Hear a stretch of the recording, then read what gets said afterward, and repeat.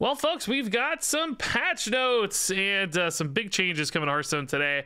A bunch of buffs, some nerfs as well, and I'm going to try to move at a pretty brisk pace as we go through these. There are a lot of dev comments. I'm not going to read each of these in detail. You can pause the video if you'd like to read them. I'll also put a link down here to the patch notes in the description below. But overall here, I will read this initial dev comment. We're pretty happy with meta diversity and power in standard right now. There are a few outliers that we're looking to rein in with this patch, but the bigger focus is on raising the power level of some of the new Festival of Legends cards and archetypes so that they can compete with the stronger stuff and people can feel better about trying out these fun new strategies. And yeah, that certainly makes sense to me. It does feel like sometimes the meta is a little stale, particularly this time around. Post-rotation, we had a lot of the same archetypes, just with a few cards here and there sprinkled in, but not a ton of new archetypes making waves. So hopefully these changes do create some of that space. Now, on that note, there is a major system update here to the way Death Knight cards are going to be discoverable. All Death Knight cards with any 3-rune requirement are now removed from all discover pools and random generation effects. So that does not mean any of the same 3 runes. So not only Frost, Rush, Wasp, Blood, but any 3 runes. So, Climactic Necrotic Explosion has 3 different runes, but that's still not going to be in the discover or random pool generation. And of course, this means some really powerful cards like Vampiric Blood or Frostworm's Fury that when discovered multiple times could be very, very frustrating, freezing out your board turn after turn or gaining 60 extra health or something in a matchup. Those aren't going to be discoverable anymore. So a lot of those crazy power stacking discover things Death Knight could do are going away. And I think that does lower the power level pretty significantly for Death Knight across the board. I think sometimes you relied on those extras and those surprises in that pile of discover cards you'd often see in your deck with Viziers and Naga School Teachers and so on. Those would really power a lot of late game plans, in particular, just doing things over and over again. So I think that pulls quite a bit of power out of Death Knights. I think that's going to create a lot of space for other decks to work. I'm a little sad to lose all my Vampiric Bloods going off and getting 100 health or whatever, but probably ultimately a good change to level the playing field a little bit here in Hearthstone. So next up, we have some specific card nerfs. First up, Rowdy Fan is going from 4 attack to 3 attack. This is being used particularly in combination with Lady Steno as kind of a finisher. You could buff your Lady Steno, cast a bunch of spells, and the opponent falls over dead because that Lady Steno is hitting for 6 attack every time, which clearly can create some crazy pressure. I mean, going from 4 to 3 is not an enormous change here. I think a lot of that probably survives with this. But I think maybe perhaps when this is used more generally in tempo decks, just as a 3-drop, as a follow-up for aggression, that's a more significant change. Pulling a little power out there is going to be rather nice. Limiting the amount of damage this can do altogether feels like a reasonable and good change to me.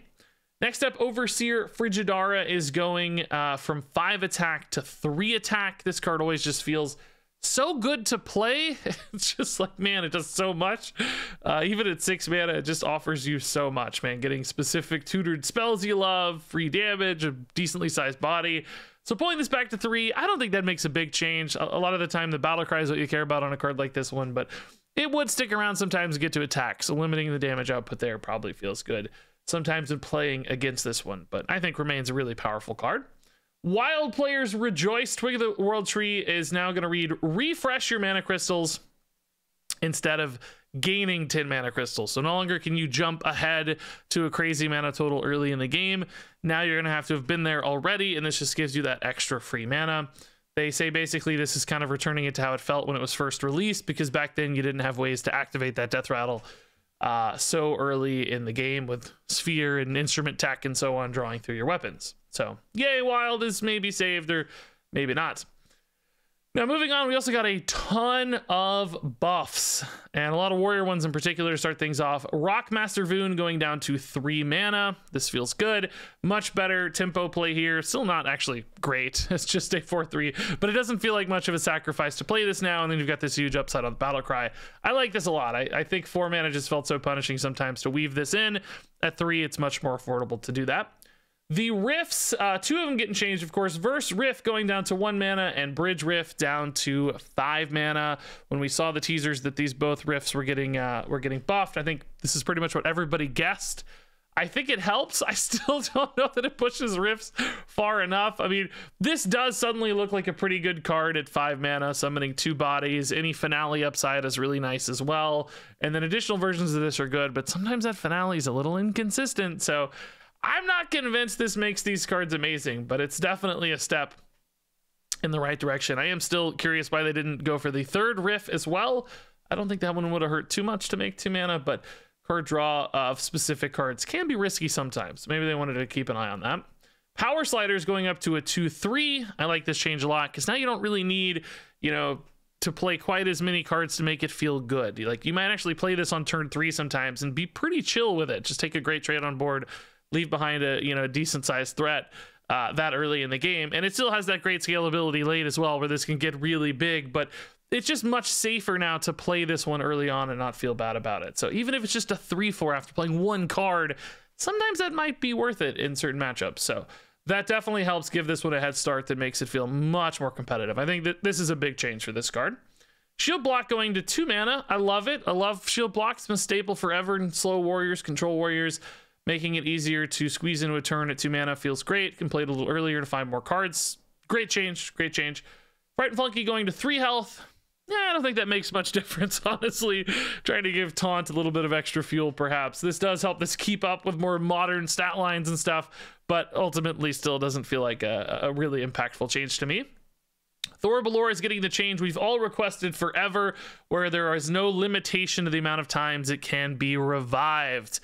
And honestly, I still don't think that makes this a great card. There just isn't that critical mass of fire spells you need to make this like something that's consistently coming back time and time again. I feel like often, how many times is this actually coming back the full amount of revivable times before you'd already won or lost the game? It's just hard to stretch it out long enough to make that feel worth it, but definitely doesn't hurt. This is a change we all requested for quality of life. This felt unnecessary in the past, so I'm happy to see that. I guess we can read these big time comments for Warrior specifically. Warrior had 2 major themes: its expansion, Menagerie, and Rifts, and neither of them landed at the level we were hoping for. We're buffing these festival cards to give those themes a chance. We're also buffing some older cards to help support the class generally. Shield Block is a card we now hope can become a definitional, powerful card that represents what Warrior is all about. I love it. Card draws, what Warrior's all about. No, but armor gain might be. So moving on to Mage here. Infinitize the Maxitude is now going to reduce the cost of the card by 1. So this is an interesting change, right? Because if you're still finaleing this, it's still, you're not getting the card until the next turn, which I think has always been one of the biggest downsides for this card, is like you're building out future value but not necessarily getting adaptable plays that are perfect for right now, unless of course you give up your finale.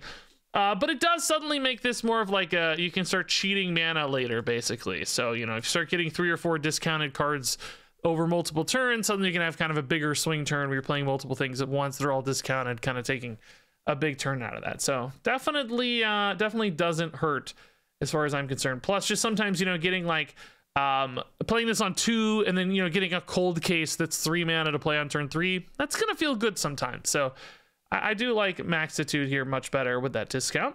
The Audio Splitter's going down to a 2 mana 3/2. Totally fine change as far as I'm concerned. You don't have to commit so much into getting these copies of spells. That's pretty nice. Spitelash Siren back to 4 mana. This one's a little scary. A lot of us feared this one when this got teased this week. I don't think it's going to be quite as scary as it was initially when it was broken early on in its, I don't know if broken's the right word, but it was really good early on in its lifespan.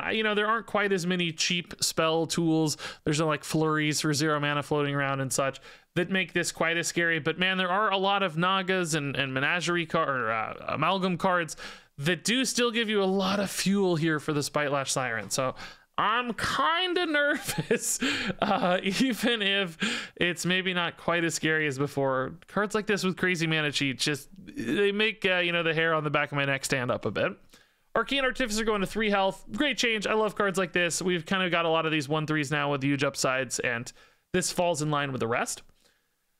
Oh, here's Mage comments. Mage got 2 major focuses, Light Show and Mana Storm. Audio Splitter and Maxitude can both fit into those decks and others, so we hope these changes can help open up the class. As for the reversion to Spite Lash Siren, what more can we say other than Naga spell Naga? Of course, referencing the mantra here to keep the cards in the correct order while playing. Moving on to Hunter, Stranglethorn Heart going to 8 mana. Big change, right? Going from 10 to 8 is an enormous change, and I think really helps this card. Waiting until turn 10 is just so long for this sort of payoff. So, I mean, it has this like natural check in place where you have to have gotten enough beast in play before playing it. So that already kind of kept it in balance from a mana cost or game state standpoint. So I think pushing it to 8's totally free change. That might still not make it good enough, but I think it's far more intriguing. I'm really happy to see that. Haldoran Brightwing is now going to give spells in hand spell damage +1 as well, which before would make this card really awkward to play sometimes because it'd take forever to get the payoff of your cards in deck because you had to draw through them all. Now that it's in hand, you're getting an immediate next turn payoff, or sometimes same turn, of course, if you have more mana. That's great. I think this really changes this package a lot. I think Arcane Hunter is something to keep an eye on with this change to Brightwing. That could be pretty cool. We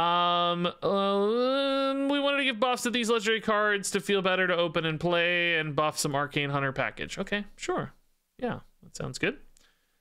Shaman here, we got Jazz Base going to 3 attack. I think that's a cool change. Helps this weapon keep up on board better while still setting up for the Death Rattle later. Sometimes that 2 attack just couldn't handle those early game minions. Altered Chord is now going to deal 6 instead of 5. Sure. You know, a little extra healing, slightly more efficient removal, or more expanded removal, let's say. That seems fine. Flow Rider is going to be a 1 mana 2/1 instead of a 2 mana 3/2. That's actually pretty cool. Really cheap way to discover some extra stuff from your deck. That's going to be really easy to weave into turns. I like that.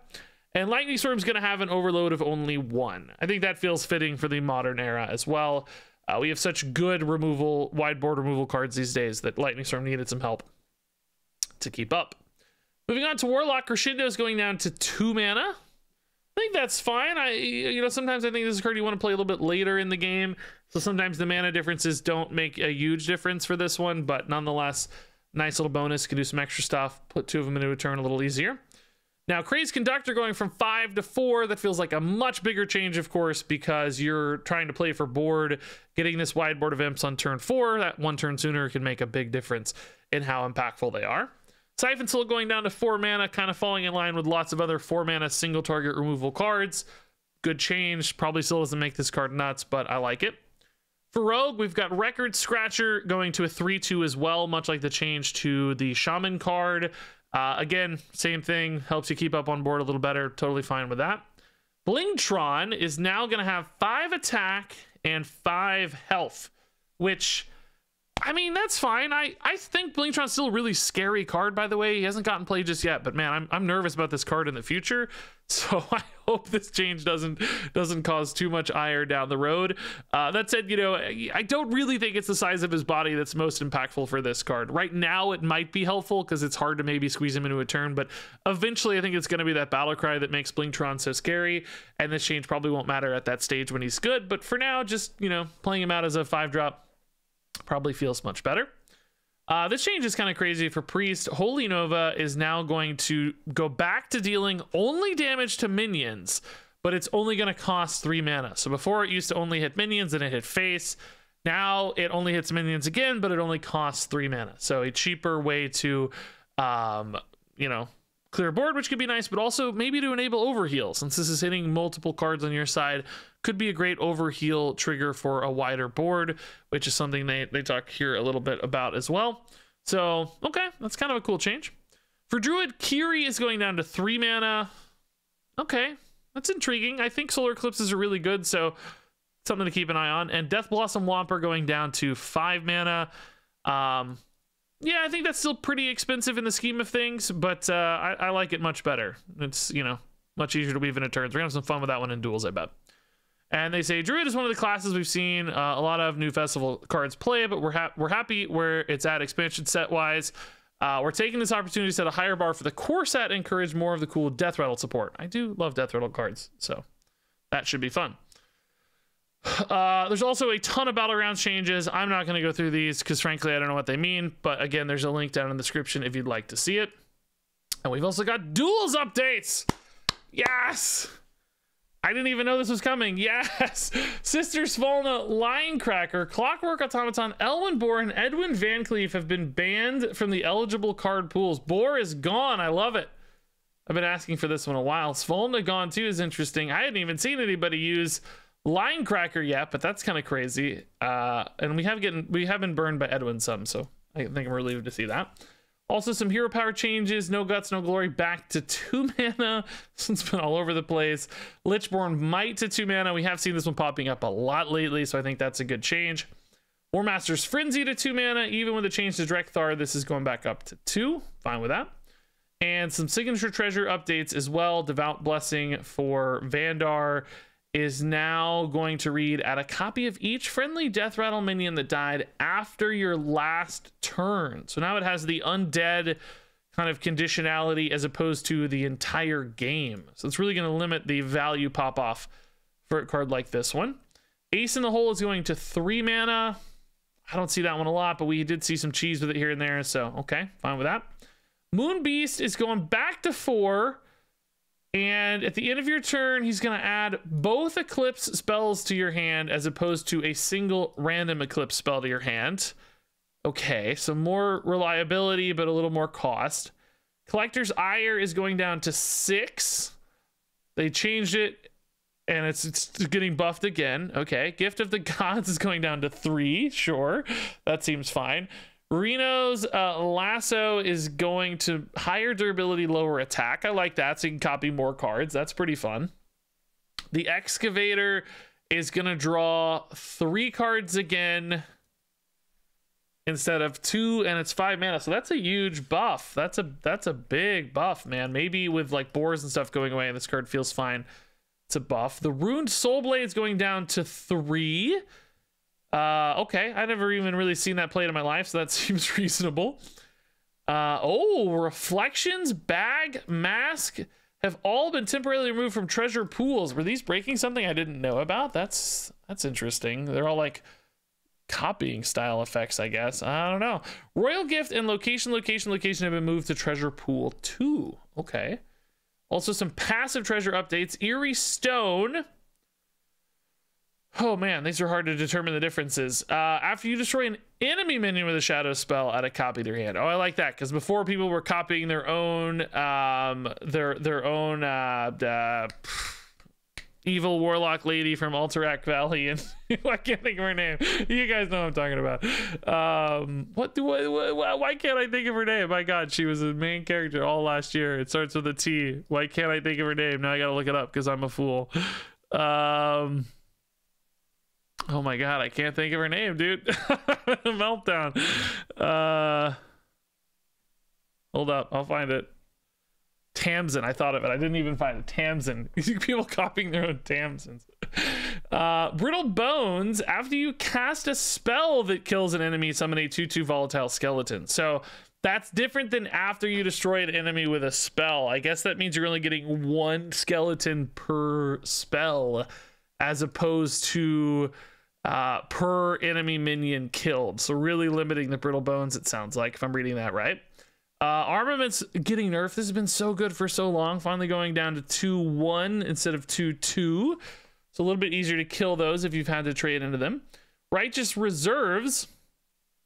Only going to work for the first Divine Shield minion played each turn, as opposed to any Divine Shield. So you're not going to be able to easily cycle multiple Divine Shields over a single turn. Mummy Magic getting a big change. After you play your first Death Rattle minion each turn, give it Reborn.